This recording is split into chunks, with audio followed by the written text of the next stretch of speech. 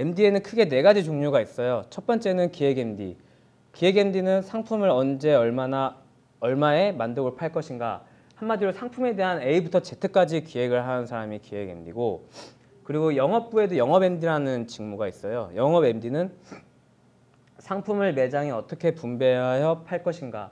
이 말은 무슨 말이냐면, 이렇게 만약에 우리 회사에 100개의 상품이 들어가 있으면은 이 100개의 상품을 우리 매장에 얼마큼 분배를 할 것이나, 매장에 따라 요구하는 물건들이 다르거든요. 그리고 지방에 있는 매장, 그리고 수도권에 있는 매장, 그 매장마다 고객의 특성이 다르고 잘 팔리는 물건들이 다 달라요. 그래서 우리가 가지고 있는 상품을 어떻게 효율적으로 분배를 해야 빠르게 그 물건들을 팔 수 있고 소진할 수 있는지, 그걸 고민하고 일을 하는 사람이 영업 MD입니다. 그리고 세 번째는 유통 MD. 유통 MD는 말 그대로 유통 쪽에서 일을 하는 MD인데요. 뭐 백화점 MD라던가 뭐 홈쇼핑 MD가 될 수 있겠습니다. 그래서 한마디로 우리의 유통 채널에서 어떠한 브랜드를 입점시켜서 구성하고 어떻게 해야 우리 유통 채널이 판매 매출이 오를 수 있을 것인가, 그거에 대한 고민을 하는 게 유통 MD고, 온라인 MD는 요즘 들어 좀 부각되고 있고 요즘 들어 많이 나타나고 있는 직무인데, 한마디로 온라인몰에서 어떤 상품을 얼마에 팔 것인가, 어떻게 뭐 가격대를 얼마에 하고 어떤 이벤트를 해서 우리 온라인 쇼핑몰이 잘 될 수 있을까, 이러한 일을 하는 게 온라인 MD입니다.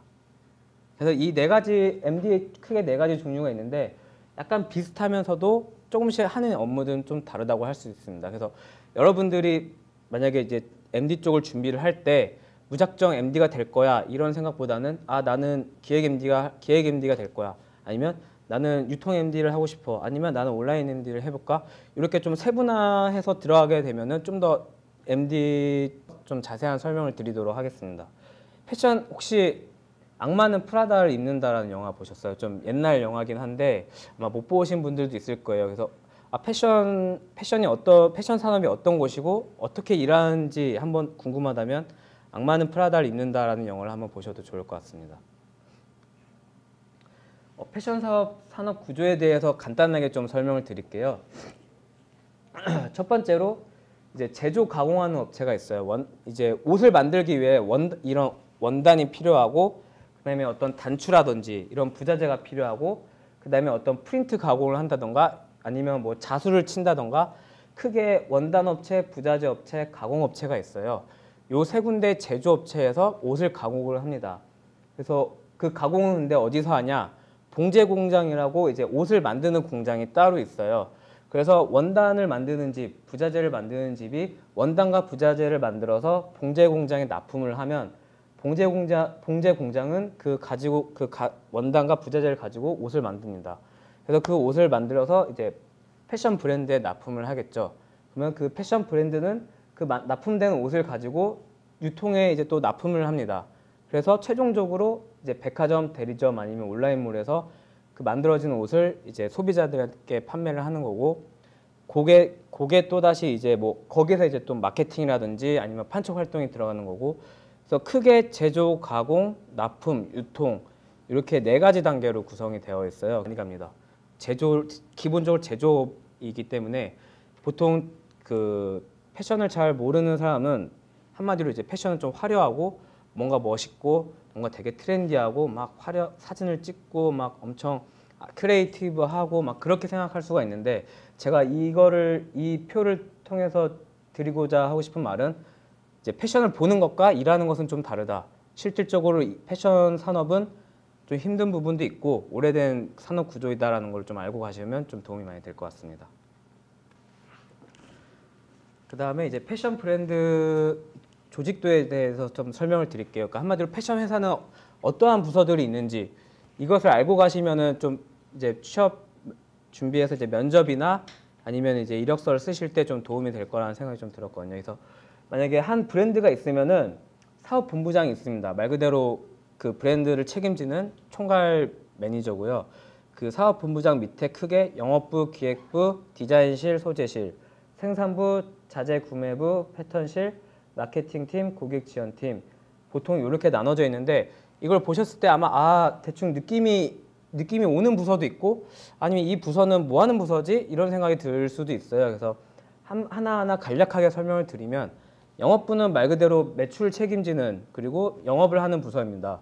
뭐 백화점 바이어 만나기도 하고 그다음에 뭐 매장 매니저나 아니면 매장 직원들 관리도 하고 아니면 자기가 담당하고 있는 매장의 매출도 책임지고 관리하는 매출에 대한 책임은 오로지 영업부에서 지고 있습니다. 그래서 가장 중요한 부서 중에 하나고 그다음에 기획부는 말 그대로 기획, 상품을 기획하고 어떠한 상품을 어떻게 얼마나 팔 것인지 어떻게 하면 우리 상품을 매출을 올릴 수 있는지 그걸 기획하는 게 이제 기획부고 그리고 디자인실은 이제 아마 다들 느낌이 오실 거예요. 말 그대로 옷을 디자인하는 사람들, 디자이너들이 있는 데가 디자인실이고 그다음에 소재실이라고 있어요. 이거는 소재실은 없는 회사도 있고 있는 부서도 있는데 이제 소재실은 말 그대로 이제 어떤 원단을 쓸 것이고 어떤 이번 시즌은 어떤 컬러가 트렌드 컬러고 어떤 우리 브랜드에 잘 어울리는 컬러를 고르는 게 이제 소재실이 하는 역할입니다. 약간 디자인실과 비슷하면서도 달라요. 조금은 다릅니다. 그리고 생산부는 말 그대로 이제 기획을 해서 이제 우리가 이제 이런 옷들을 만들어야겠다 해서 우리가 공장한테 이제 외주를 주면 그러면 공장이 우리가 요구한 옷들을 잘 만들 수 있게 담당하는 부서가 이제 생산부고요.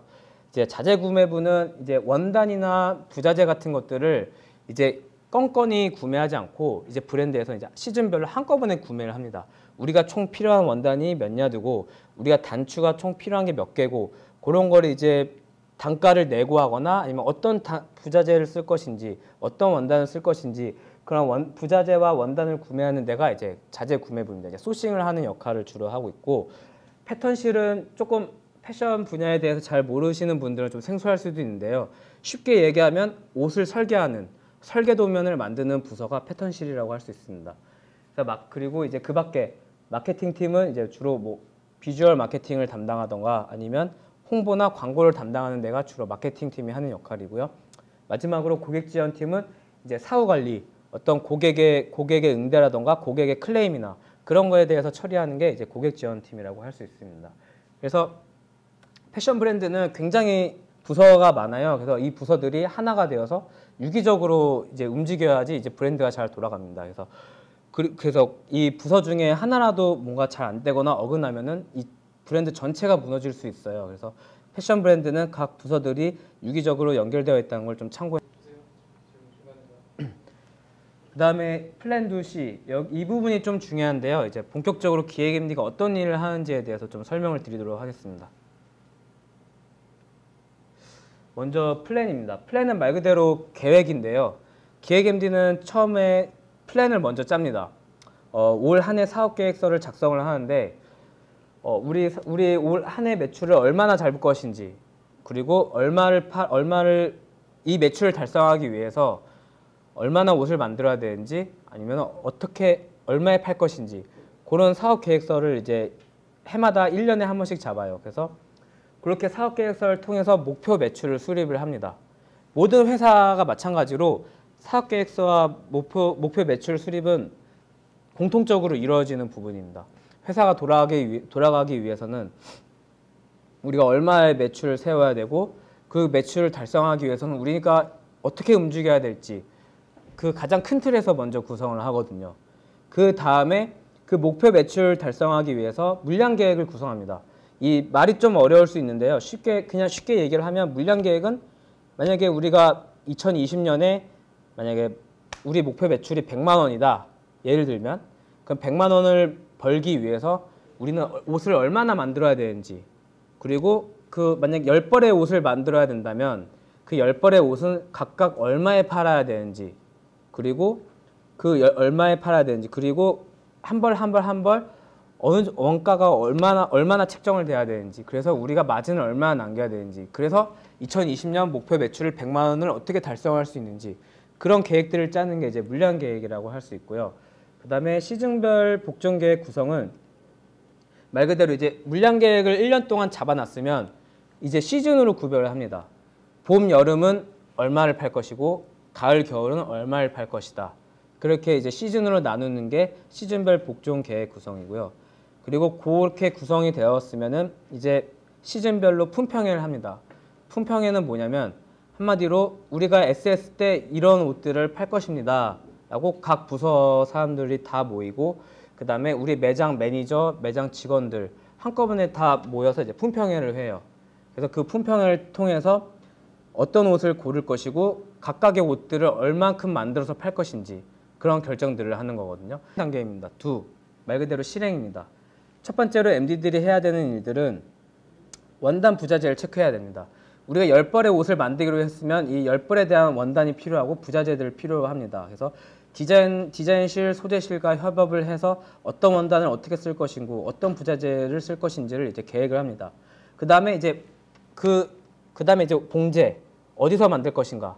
이거는 이제 기획이 생산 쪽과 많이 이제 회의를 통해서 우리 10벌의 옷들을 뭐 2벌은 여기서 만들고 바지는 여기가 자르니까 여기가 만들고 자켓은 둘 다 잘하는데 여기가 뭐 공임이 좀 더 싸니까 여기다 우리가 봉제처를 여기서 맡겨서 만들자. 그래서 이제 봉제처 선정을 하고 그 다음에 이제 원가 체크, 마진을 남겨야 되잖아요. 그래서 각각 10벌의 옷들에 대한 원가를 체크합니다. 그래서 만약에 예를 들어서 이 옷은 너무 비싼데 좀 원가를 낮춰야겠는데 그러면 이제 디자인실과 협업을 해서 뭐 단추를 좀 더 저렴한 거를 바꾼다던가 소재실과 이야기를 해서 좀 더 저렴한 원단으로 바꾼다던가 아니면은 좀 더 고급스러운 원단으로 바꾼다던가 그런 식으로 이제 원가 체크를 합니다. 그래서 원가 체크가 되고 나서는 이제 판매가를 책정을 하고 그 다음에 이제 판매 스케줄 수립. 이건 뭐냐면 이제 원가와 판매가가 책정됐으면 그 10벌의 옷들을 어느 시기에 팔 건지 제가 계속 말씀드리는 게 기획 MD는 옷을 얼마나 만들어서 어떻게 만들고 그리고 얼마에 팔지 그리고 언제 팔지 그것들을 다 정하는 게 기획 MD가 하는 일이라고 할 수 있어요. 그래서 보다 우리가 옷을 만들어서 이제 최종적으로 매장에 투입을 했으면 우리가 투입된 옷들이 잘 팔리는지도 분석을 하고 관리를 해야 돼요. 왜냐하면은 우리가 애초에 목표에 달성할 수 있도록.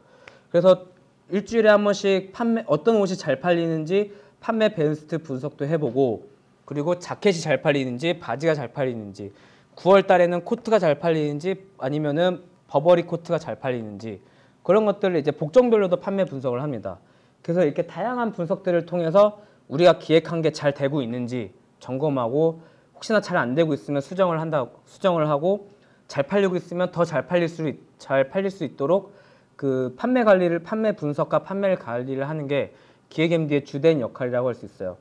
만약에 어떤 옷이 굉장히 잘 팔리는데 우리가 수량을 많이 만들지 못했습니다. 그러면 리오더를 통해서 옷을 더 추가로 공급할 수도 있고요. 아니면은 미처 우리가 기획하지 못했던 옷들이 있다. 예를 들어서 만약에 올 시즌에 예를 들어서 만약에 스키니진이 굉장히 잘 팔린다. 근데 우리는 복종별 구성의 계획을 잡지 않았어요. 그러면은 재빨리 그럼 우리도 스키니진을 만들어야겠다. 그래서 빠른 투입을 할 수 있도록 하는 게 그 스팟이라고 하거든요. 보통 핫스팟이라는 말이 있듯이 그래서 그런 판매 분석도 하고 그 다음에 이제 우리 주요 경쟁 브랜드는 어떤 옷을 팔고 있는지 얼마에 팔고 있는지 일주일에 한 번씩 백화점이나 아니면은 이제 백화점 같은 데 가서 이제 판매 시장 조사도 합니다. 그래서 기획부에 대해서 좀 살펴보면 첫 번째로는 부장님이 계십니다. 그야말로 기획부서에 대한 부장이고요. 기획부장이 주로 하는 업무는 일단 뭐 당연한 말이지만 기획 업무에 대한 총괄적인 일을 합니다. 뭐 회의를 한다던가 사업계획서를 작성을 한다던가 그리고 어떻게 나갈 것인지 기획부가 어떻게 진행돼야 되는지 총괄적인 물량 계획을 구성하고 그 다음에 판매 매출에 대한 관리를 책임지는 일을 하는 사람이 기획부장이라고 할 수 있습니다. 그리고 마지막으로는 이제 팀원 업무 분배, 어떻게 우리 부서를 잘 이끌어갈 것인가. 제가 한 5년 차 돼 보니까 제가 느낀 게 실무를 잘하는 것과 어떤 부서의 장이 돼서 부서를 이끄는 건 별개의 능력인 것 같아요. 제가 많은 부장님들을 이렇게 모셔온 건 아니지만 그래도 보면은 굉장히 실무는 잘하는데 부서를 이끄는 거에 대해서는 조금, 그러니까 제가 감히 말씀을 드리자면 조금 그거에 대해서 좀 아쉬운 사람이 계셨고 아니면 크게 뭐 실무에 대해서는 터치를 안 하지만 부서를 굉장히 카리스마 있게 잘 가시는 분이 있었어요. 그래서 여러분들도 아마 생각을 못할 것 같아서 저도 생각을 못했고 그래서 아마 여러분들 일을 하게 되면 아실 겁니다. 어떤 실무적인 능력과 어떤 부서의 장이 돼서 이끌어가는 것은 좀 별개의 능력이다. 있다라는 걸 말씀드리고 싶었고, 그다음에 그 밑으로는 이제 차장님이나 또는 과장님이 있습니다. 차장 과장이 주로 하는 일은 이제 부장님을 서브를 하면서 어떤 상품 관리를 총괄을 하고요. 그러니까 만약에 부장이 그러니까 부서에서 사업 계획서가 작성이 된다면 차장 과장은 그게 잘 이루어질 수 있게 실질적인 실무를 제일 많이 하는 직급이 차장 과장이라고 할 수 있고, 주로 이제 판매 데이터 분석을 합니다. 부장이 미처 이제 할 손이 닿지 않는 부분을 이제 차장 과장이 주로 이제 맡아서 하고 있다고 생각하면 되고, 그 밑에 이제 주로 대리 주임이 하는 일은 이제 차장 과장 업무를 보조하면서 이제 거래처들도 만나고, 거래처 만나서 원단 발주도 하고, 뭐 단가 내고도 하고, 뭐 거래처한테 뭐 이거 언제까지 갖다 줄 수 있느냐, 뭐 주로 실질적인 실무를 가장 많이 하는 직급이 대리 주임이라고 할 수 있어요. 그리고 그다음에 이제 유관부서 커뮤니케이션을 많이 합니다. 뭐 디자이너들과 소통, 기획 MD는 이제 타부서와 소통을 굉장히 많이 해요. 그거에 대한 이유는 조금 이따 또 말씀을 드릴 건데, 이제 디자이너들한테 이렇게 해라 저렇게 해라 이야기도 많이 하고, 생산부 가서 이렇게 해주세요 저렇게 해주세요 저렇게 해라 이렇게 해라 이야기도 굉장히 많이 합니다. 그래서 주로 대리 주임이 이제 유관부서 커뮤니케이션을 가장 많이 하는 직급이라고 생각이 들고, 그다음에 주로 이제 상품 스케줄 관리를 많이 해요. 부장과 차장 과장이 주로 이제 상품 판매 데이터에 대한 관리를 많이 한다면, 대리 주임은 이제 스케줄 관리를 많이 해요. 이제 플랜 2C에서 2에 대한 가장 많은 일을 하는 게 이제 대리 주임입니다. 우리가 기획했던 상품들이 원하는 납기에 잘 들어올 수 있도록 준비를 하는 과정에 있어서 그 스케줄을 잘 관리를 해요. 예를 들어서 디자이너들이 막 옷을 디자인하는데 굉장히 막 지체하고 있고, 어떤 부자재를 쓸 건지, 어떤 원단을 쓸 건지 소재실이나 디자이너가 굉장히 막 이렇게 지체하는 경우가 생기면, 그걸 이제 기획실에서 그걸 바로 잡아줘야 됩니다. 이 옷은 예를 들어서 만약에 가을 겨울 옷을 준비를 하고 있는데, 이 옷은 두께감이 얇아서 본격적인 겨울이 시작하기 전에 매장에 입고를 해야 되니 이 옷은 좀 서둘러서 좀 준비를 해주세요 란다던가, 아니면은 생산부에 가서 이 옷은 지금 좀 투입이 늦게 되었으니 좀 더 좀 공장을 좀 푸시를 해서 이날까지 좀 맞춰주셔야 될 것 같습니다 라든지, 그렇게 대한 상품 스케줄을 관리 많이 하는 게 대리 주임의 역할이고, 그 밖에도 이제 원가를 분석한다던가 작업지에서 투입하는 역할을 하는 게 이제 대리 주임의 일이라고 할 수 있어요.